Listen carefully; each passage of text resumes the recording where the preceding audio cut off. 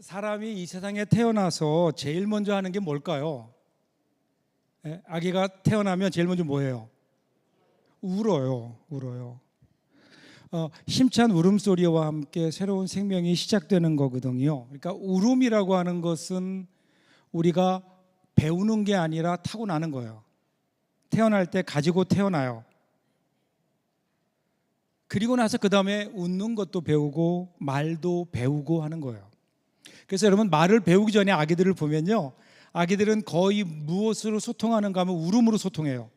아이들이 울면 엄마는 금방 알아요. 아이가 뭐가 불편한지, 뭘 해야 되는지를 아이는 알아서 이 아이는 울음으로 소통을 해요.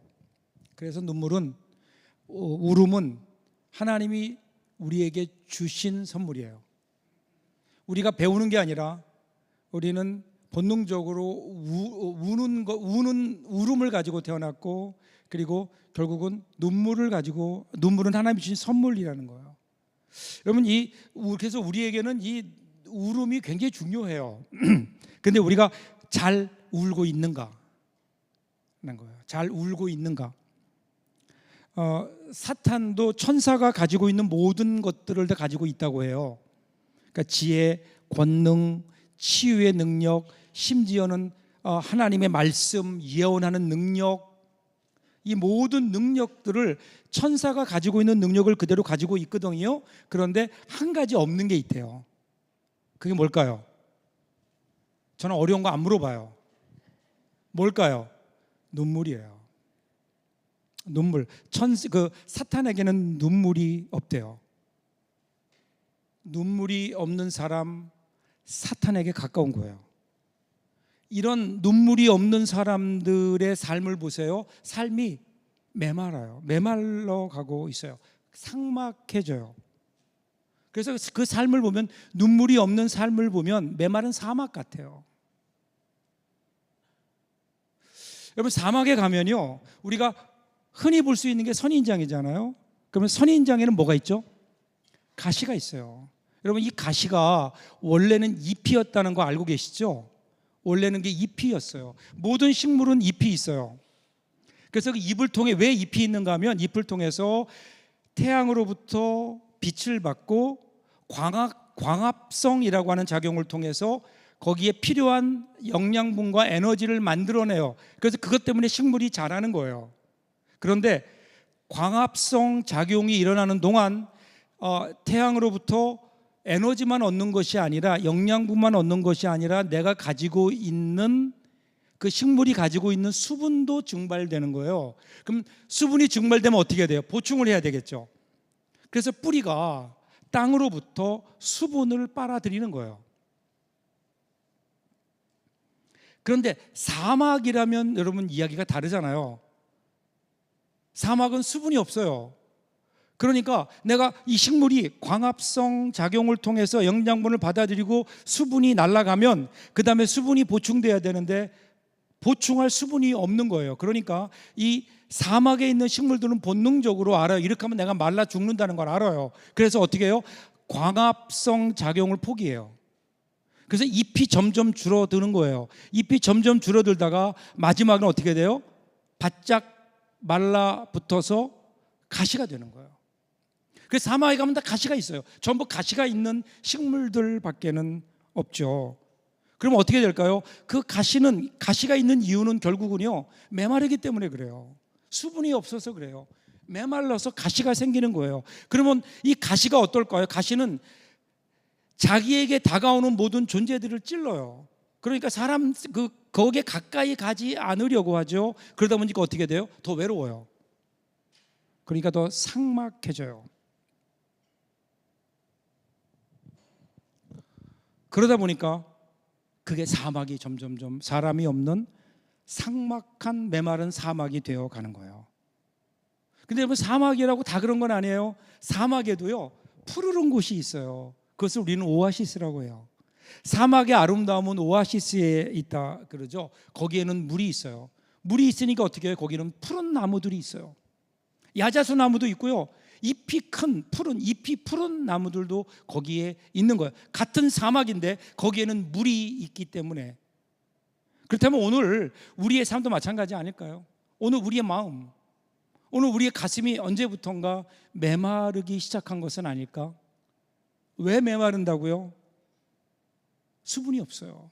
그 수분이 뭘까요? 우리의 눈물이에요. 우리의 가슴을 적실 수 있는 것은 눈물인 거예요. 눈물. 오늘 우리에게 이 눈물이 있는가? 신앙생활하면서 언제부턴가 우리에게 점차 이 눈물이 메말라 가고 있어요. 이 세상은 당연히 메말라 갈 수밖에 없지만 예수를 믿는 예수 그리스도의 십자가의 은혜를 알고 있다는 우리의 가슴도 언제부턴가 점점 메말라 가고 있다고요. 우리 눈에 눈물이 마르기 시작하면서 우리의 가슴도 메말라지고 우리의 가슴이 메말라지면서 우리의 가정이 그리고 우리 교회가 그리고 이 나라 이민족이 점점 더 메말라지고 있는 것은 아닐까. 오늘이 저희 교회 67주년 되는 창립주일이잖아요. 오늘 우리 교회를 한번 생각해 봤으면 좋겠어요. 우리 교회는 이런 눈물이 있는가? 우리 신앙의 선진들이 오늘의 한국 교회를 세우기 위해서 흘렸던 그 눈물이 오늘 우리들에게 있는가? 이 눈물. 저는 그래서 오늘 말씀을 준비하면서 그런 우리 교회를 생각하면서 그런 생각을 했어요. 우리 교회가 눈물이 있는 교회가 됐으면 좋겠다. 눈물이 흐르는, 눈물이 있는 교회. 오늘 본문도 보면 이 눈물이 나와요. 우리 예레미야 애가를 지금 우리 큐티하고 있죠. 애가를 보면 이 애가는 예레미야 선지자가 예레미야가 멸망한 예루살렘 성을 바라보며 우는 거예요. 그래서 이 애가는 슬프다라는 단어로 시작하죠. 이 에카라고 하는 히브리어로 시작하는데 이것은 장송곡을 부를 때 사용하는 단어예요. 그러니까 지금 예루살렘을 보세요. 그 옛날에 예루살렘은 많은 사람들이 그곳에 있었다고요. 하나님께 제사하기 위해서 수많은 사람들이 성전을 찾았어요. 절기 때가 되면 전 세계에서 모든 순례자들이 그곳으로 찾아와서 그것을 꽉 채웠던. 그런데 이제는 사람이 없어요. 전쟁으로 인해서 죽거나 아니면 바벨 포로로 잡혀갔어요. 이렇게 비어있는 예루살렘을 보면서 오늘 선지자가 우는 거예요. 이 선지자의 눈물을 보면서 오늘 우리는 우리의 눈물을 볼 수 있어야 돼요. 오늘 내 눈에 흘러야 되는 눈물 과연 있는가? 오늘 말씀을 통해서 저와 여러분이 메말랐던 우리의 눈에 다시 눈물이 흐르는 귀한 은혜가 있기를 주님의 이름으로 축복합니다. 먼저 11절 보세요. 같이 한번 읽어보겠습니다. 11절 같이 읽어요. 내 눈이 눈물에 상하며 내 창자가 끊어지며 내 간이 땅에 쏟아졌으니 이는 딸 내 백성이 패망하여 어린 자녀와 젖먹는 아이들이 성읍 길거리에 기절함이로다.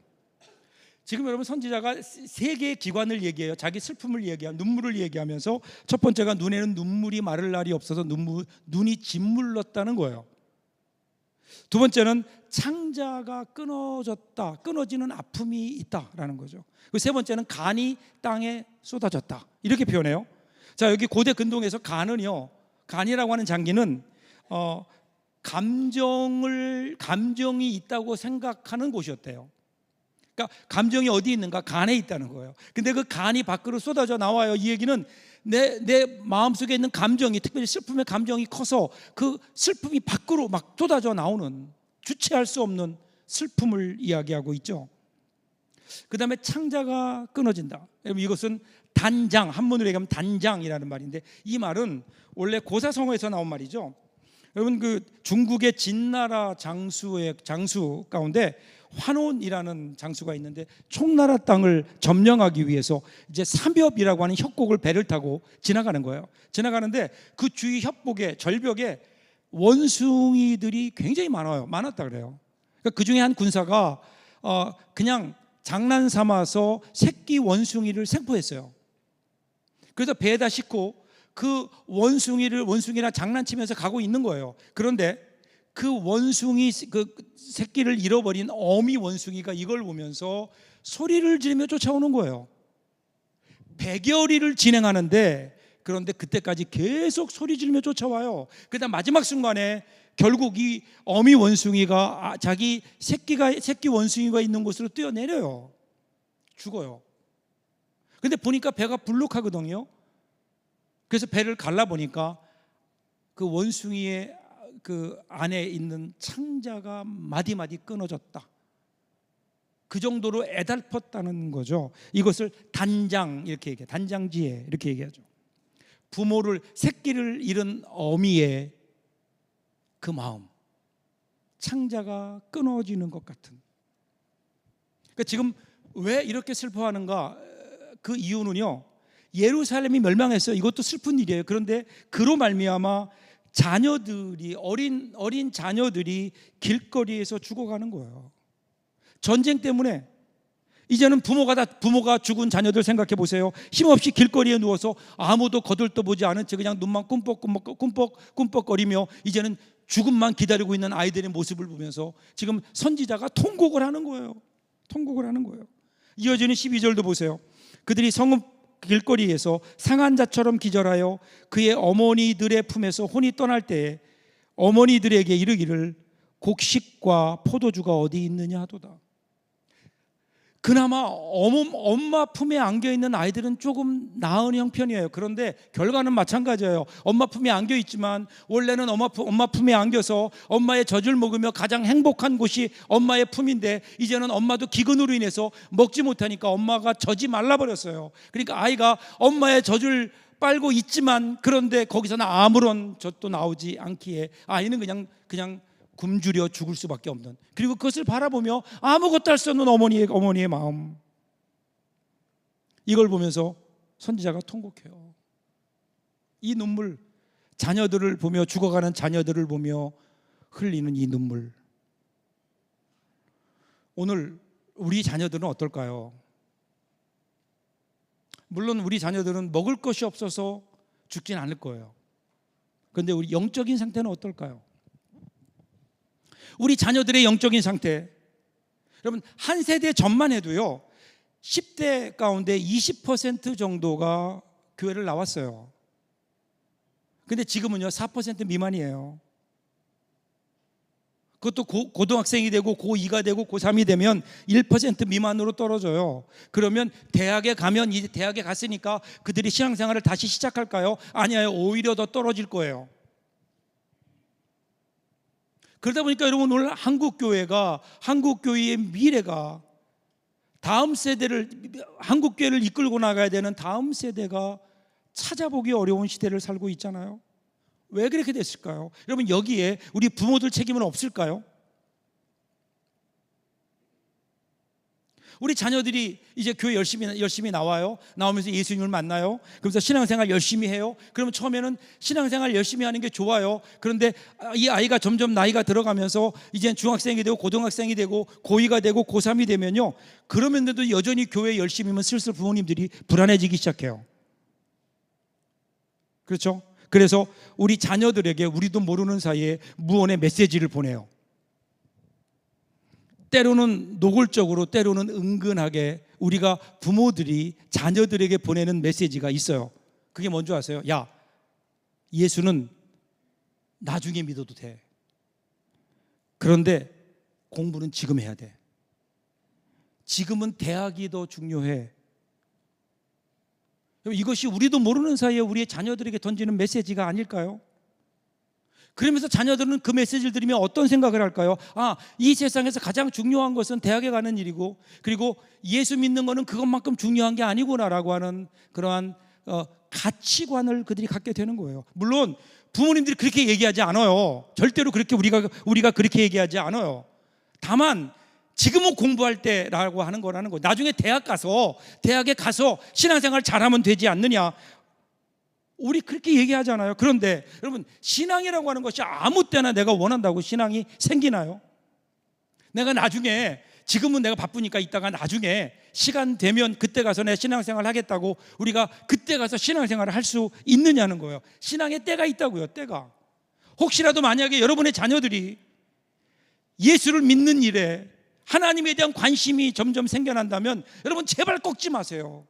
그때가 하나님이 주시는 기회인 거예요. 만약에 우리 자녀들이요 그것을 통해서 예수님 만나고 그 안에서 우리 주님이 주신 비전을 발견할 수 있다면 그것만 공부하는데 더 큰 동력이 어디 있겠어요?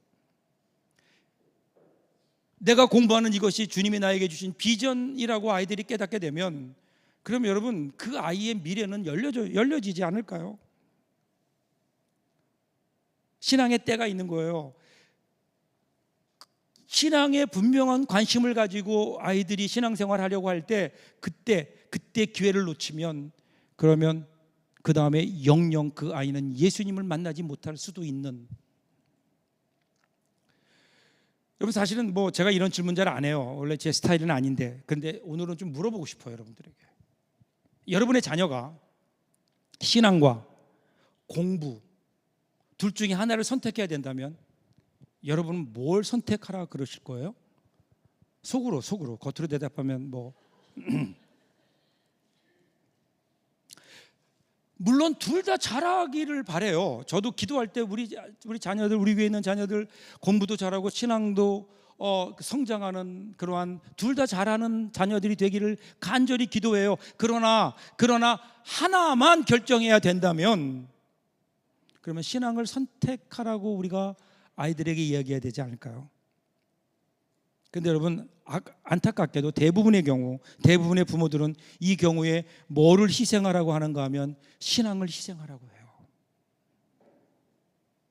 자, 여러분, 그래서 그 아이가 공부를 잘했어요. 그래서 좋은 대학에 갔어요. 좋은 직장에 들어갔어요. 그런데 그 아이가 일평생 그 이후로 주님 다시 만날 기회를 갖지 못하고, 만일에 그 아이가 예수와 상관없는 길을 간다면, 내가 믿는 하나님, 내가 가지고 있는 이 소망, 내가 가지고 있는 하늘나라, 이에 대한 신앙을 갖지 못한 채, 그것도 모르는 채 그냥 이 세상 가운데 예수 믿지 않고 예수와 상관없는 삶을 살아간다면, 여러분 이게 웬일입니까? 이게 무슨 불행이에요?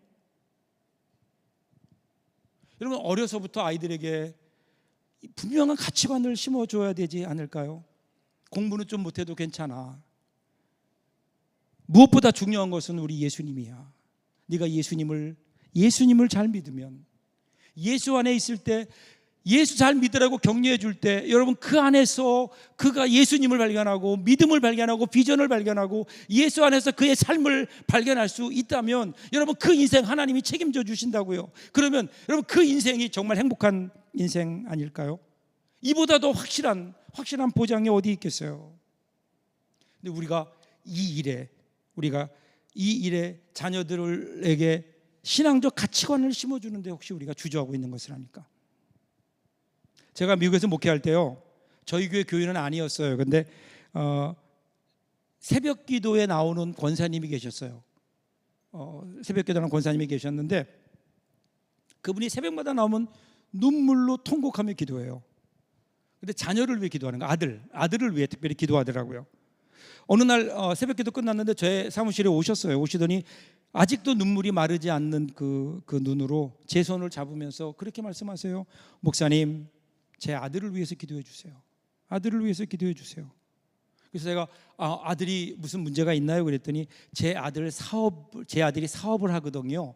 그래서 저는 사업이 잘 되게 해달라고 기도해 달라는구나, 그렇게 생각했더니 아니에요. 그 권사님의 기도 제목은 저에게 충격적이었어요. 목사님, 우리 아들 사업이 좀 망하게 기도해 주세요. 그러는 거예요. 망하게 기도해 달라요. 그래서 무슨 일인가 알아보니까 그 아들이 사업을 하는데 사업이 정말 잘 된대요. 번창한대요. 근데 그 아들이 그 사업을 하면서부터 어릴 적부터 믿었던 예수님, 그 예수님과의 관계가 끊어지고 교회도 나가지 않을 뿐 아니라 이제는 신앙을 버린 상태가 되었다는 거예요. 신앙과 예수와 전혀 상관없는 삶을 살아간다는 거예요. 그 모습을 보는데, 이 어머니는 미국에 있고 그 아들은 한국에 있는데, 그 모습을 보면서 이 어머니가 새벽마다 나와서 울며 기도하는 거예요. 기도의 제목이 뭐라고요? 우리 아들 사업 망하게 해달라고. 저에게 기도해달라 그래요. 그 제가 머리에 손을 얹고 안수기도 해달라서 안수기도 하는데 기도하기 진짜 어렵더라고요. 우리 그 아들 사업 망하게 해달라고 제가 기도한다는 게 여러분 쉬운 일이겠어요? 그 후에 제가 소문을 못 들었어요. 그러나 제가 분명히 믿어요. 그 아들 하나님 앞에 돌아왔을 거예요. 그 어머니의 기도가 있는데, 사업은 망했는지 안 했는지 모르지만 분명히 돌아왔다고 저는 믿어요. 여러분, 우리 교회 역사에 진리처럼 내려오는 말씀이 있잖아요. 기도하는 어머니의 자녀는 결코 망하지 않는다. 저는 여기에 하나를 더 하고 싶어요. 눈물로 기도하는 어머니의 기도는, 기도하는 어머니의 자녀는 결코 망하지 않는다. 사랑하는 여러분, 우리 자녀들을 위해서 눈물로 기도하는 이 눈물이 혹시 마르지 않았나요? 자녀들의 영혼을 바라보며 눈물로 기도하는 그 눈물의 기도, 저와 여러분들에게 이 눈물이 회복될 수 있기를 주님의 이름으로 축복합니다. 두 번째 보세요. 14절이에요. 14절 같이 한번 읽을까요? 같이 읽겠습니다. 내 선지자들이 내게 대하여 헛되고 어리석은 묵시를 보았으므로 내 죄악을 드러내어서 내가 사로잡힌 것을 돌이키지 못하였도다. 그들이 거짓 경고와 미혹하게 할 것만 보았도다. 두 번째, 지금 지적하고 있는 두 번째, 이 선지자가 눈물로 호소하는 두 번째는요, 거짓 선지자들에 대한 문제예요. 거짓 선지자들이 하나님의 심판을 제대로 전하지 않았다는 거예요. 그 결과 이스라엘 백성들이 죄를 깨닫지 못하니까 회개하고 돌이키지 못해요. 그래서 그들이 결국은 멸망하게 되었다는 거예요. 여기서 헛되고 어리석다라고 나오는데, 이 어리석다라고 하는 말은요, 눈가림을 위해 석회를 발라놓은 상태예요. 그러니까 벽에 금이 갔어요. 위험해요. 그런데 그것을 그냥 안 보이게 석회로 그냥 싹 발라놓았어요. 그러니까 겉으로 보면 괜찮은 것 같은데 안에는 무너지고 있는 거예요.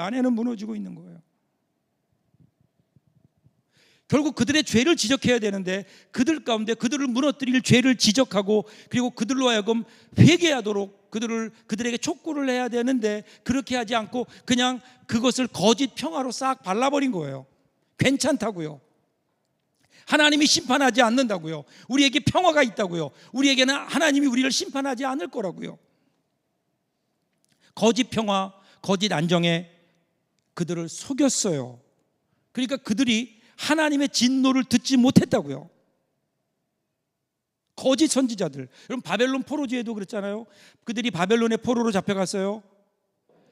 포로로 잡혀간 그들에게 유일한 소망이 뭘까요? 돌아가는 거잖아요. 다시 고국으로 돌아가는 거예요. 언제쯤 돌아갈 수 있을까? 이것이 그들의 초유의 관심사는 언제 돌아가느냐였다고요. 언제 돌아갈 수 있을까? 이것이 그들이 듣기를 원하는 소리였기 때문에 거짓 선지자들은 이 이야기를 한 거예요. 걱정 마라, 곧 돌아간다. 그 중에 하나냐 같은 선지자는 2년 안에 돌아간다. 시한부 귀환론까지 얘기했어요. 다 거짓말이잖아요. 하나님은 그렇게 말씀하지 않았어요. 그런데 예레미야 선지자만이 그렇게 얘기하잖아요. 오늘 현실을 제대로 봐라. 하나님께서 우리를 이곳에서 70년 동안 있게 할 거다. 한 세대를 있게 할 거다. 70년, 그러니까 돌아갈 사람 아무도 없는 거예요. 여기에 70년 후에 돌아간다. 그럴 때 나는 70년 후에 돌아가겠구나. 소망 가질 사람이 누가 있겠어요? 소망이 없는 거라고요. 소망이 없는 거예요. 근데 사람들은 어디에 누구의 말에도 귀를 기울일까요? 예레미야가 아니에요. 하나냐 같은 거짓 선지자들의 말에 귀를 기울이는 거예요. 왜냐하면 그게 내가 듣고 싶은 거예요. 그렇게 되었으면 좋겠는 거예요. 내 욕심이 거기 있어요. 그렇게 되었으면 좋겠어요. 자기가 듣고 싶어하는 이야기를 듣는 거예요. 그러다 보니까 한국교회 강단도 어쩌면 갈수록 사람들이 듣기를 원하는 메시지로 채워지고 있는 것은 아닐까. 하나님께서 주시는, 이 시대를 향하여 주시는 메시지, 우리가 들어야만 하는 그 메시지가 아니라 내가 듣기를 원하는 그것에 귀를 기울이다 보니까 강단에서 외쳐지는 말씀도 우리가 듣기를 원하는 그런 말씀으로 점점 바뀌어가고 있는 거 아닌가. 하나님 말씀은요, 내가 듣기 원하는 거 아니잖아요. 하나님이 나에게 말씀하시고 싶은 것, 그것을 듣는 것. 오늘 제가 설교를 준비하면서 하나님 앞에 그런 다짐을 했어요. 하나님, 제가 부족해서 하나님을 정말 하나님 마음에 쏙 들고 하나님을 기쁘시게 하는 사역자는 되지 못하더라도 하나님, 제발 거짓 선지자는 되지 않게 해주십시오. 하나님이 나에게 주시는 말씀을 성도들에게 그대로 전할 수 있는 용기를 나에게 주십시오.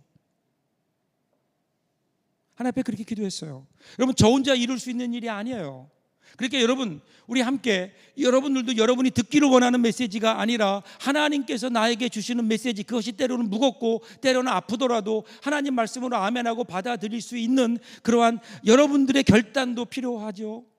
또 그것뿐 아니에요. 좀 저를 위해서, 그리고 우리 목회자를 위해서, 한국교회 지도자들을 위해서 여러분 기도해 주십시오. 여러분 한국교회가 부흥했을 때, 한국교회가 성장하고 있을 때, 부흥의 시대에 그때 얼마나 많은 사람들이 주의 종들을 위해서, 목회자들을 위해서 눈물로 기도했는 줄 아세요?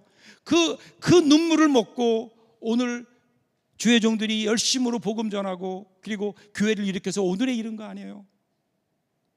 그런데 오늘 우리가 목회자들을 위해서, 우리 교회의 지도자들을 위해서 얼마나 눈물로 기도하는지, 물론 여러분 알아요.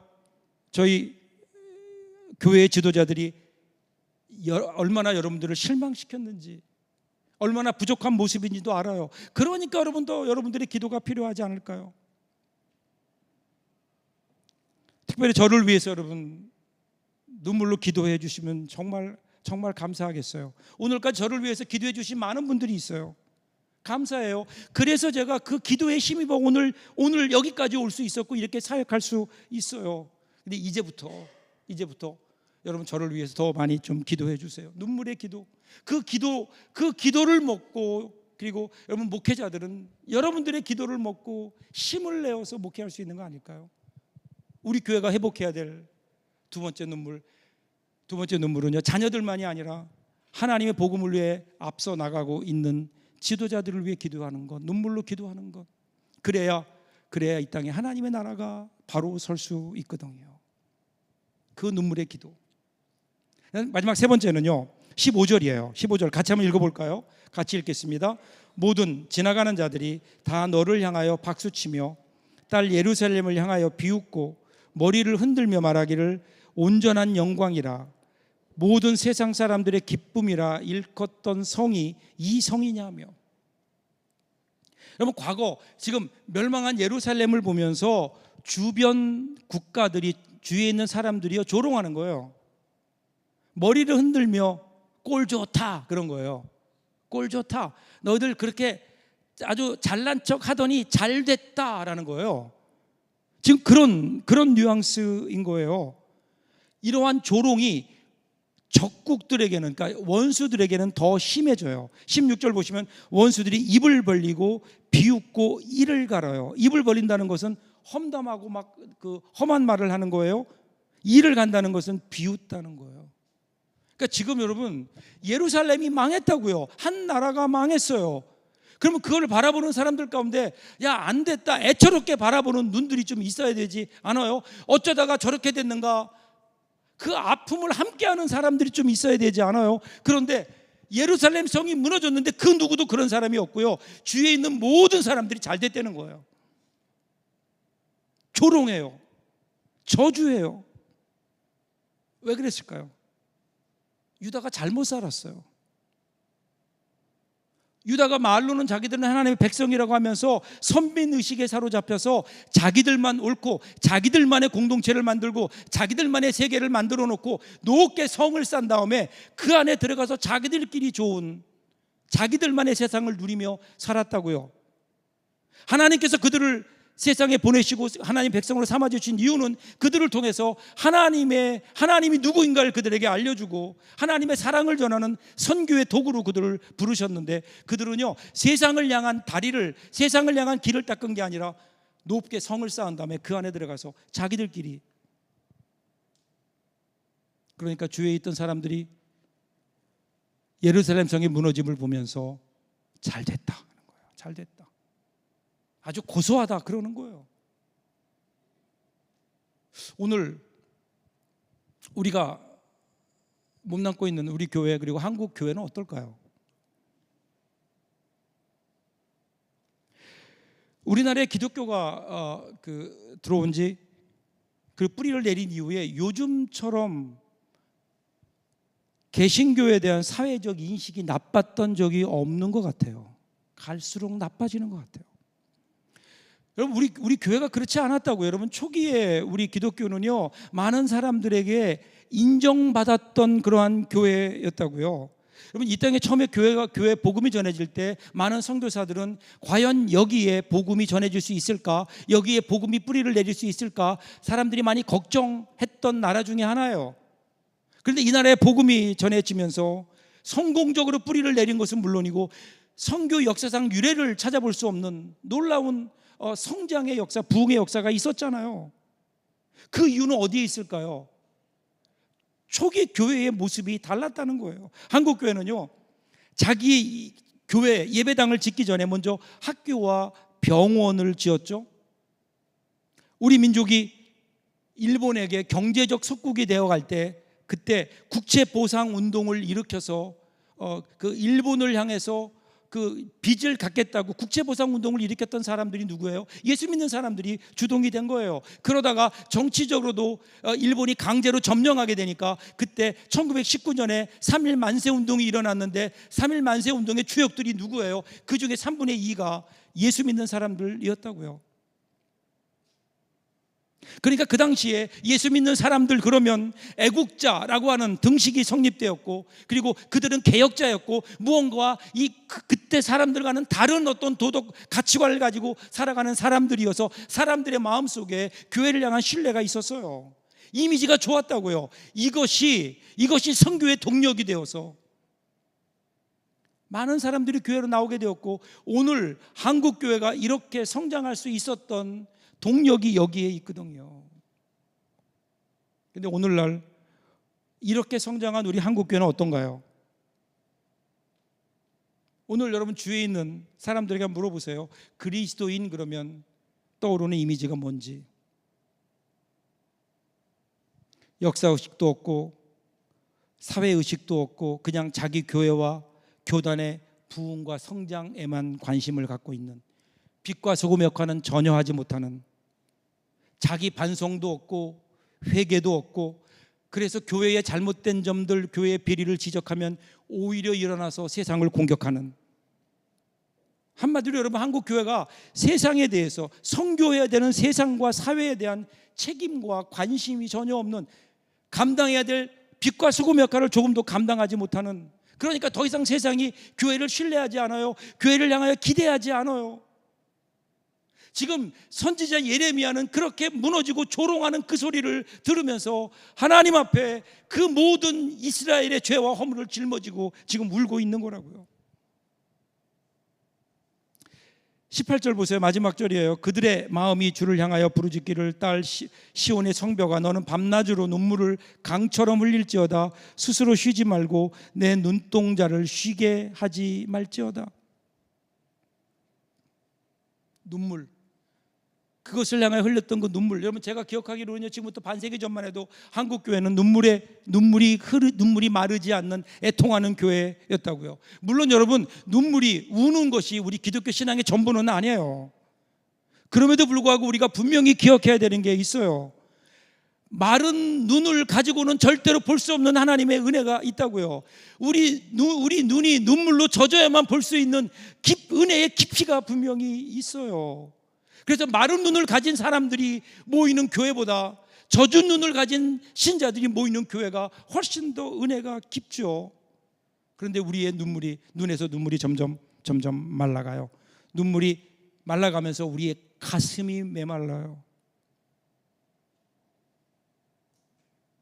우리 마음이, 눈물이 마르면서 우리 마음이 사막과 같이 점점 황량해지는 것은 아닐까. 우리의 마음이 메마르니까 우리의 자녀들의 마음이 메말라요. 우리의 가정이, 우리 교회가, 나아가서는 세상이 메말라 버리는. 오늘 우리 교회가 특별히 67주년 맞이하면서 우리 교회가 회복해야 될 게 이 눈물이 아닐까요? 우리의 신앙의 선진들이 흘렸던 그 눈물. 오늘 저희 교회가 세워진 지 67주년이에요. 가만히 보니까 근데 67년 가운데 제가 벌써 25년째 이 교회에서 목회하고 있어요. 제가 돌아보면 참 감사한 날들이었어요. 많은 위기도 있었지만 하나님의 은혜로 여기까지 이르렀어요. 그리고 오늘 우리 교회가 성장하고 나름대로 잘 정착하고 오늘 이런 모습으로 교회가 있기까지 너무 감사해요. 그런데 교회는 성장한 것 같은데, 그런데 그 과정에서 혹시 잃어버린 것이 있는 것은 아닐까? 우리가 잃어버린 것은 무엇일까? 돌아보니까 당연히 있어요. 눈물이에요. 우리 교회를 세우면서 흘렸던 그분들의 눈물, 교회가 어려울 때마다 나와서 교회를 붙들고 기도했던 그 눈물들, 우리의 자녀들을 향해서, 우리의 자녀들의 신앙을 위해서, 믿음을 위해서 눈물로 기도했던 그 눈물들, 주의 종들을 위해서 흘렸던 뜨거운 눈물과 나라와 민족을 위해서 기도했던 눈물들이 정말 우리 이 교회 안에 없는 것은 아닐까.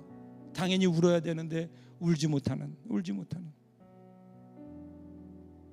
사랑하는 여러분, 어머니의 눈에 눈물이 마르면요, 자녀들의 가슴이 황폐해져요.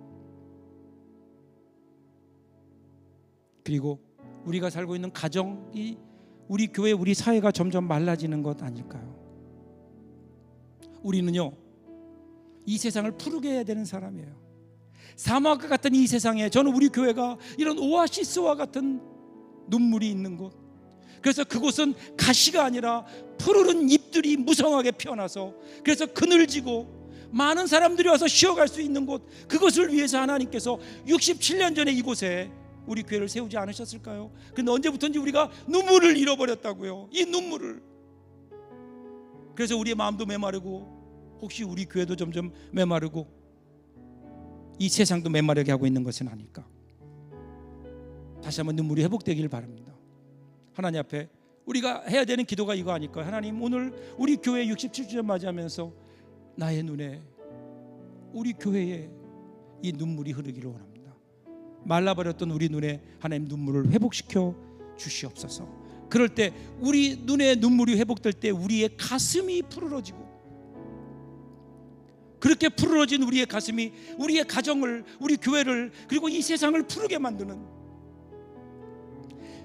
사막과 같은 세상 속에서 힘들게 살았던 사람들이 쉼을 얻을 수 있는 이 귀한 은혜가 오늘 우리 교회 가운데 있어야죠. 오늘 저와 여러분들에게 이 귀한 은혜가 있기를, 눈물의 은혜가 있기를 주님의 이름으로 축복합니다. 기도하겠습니다.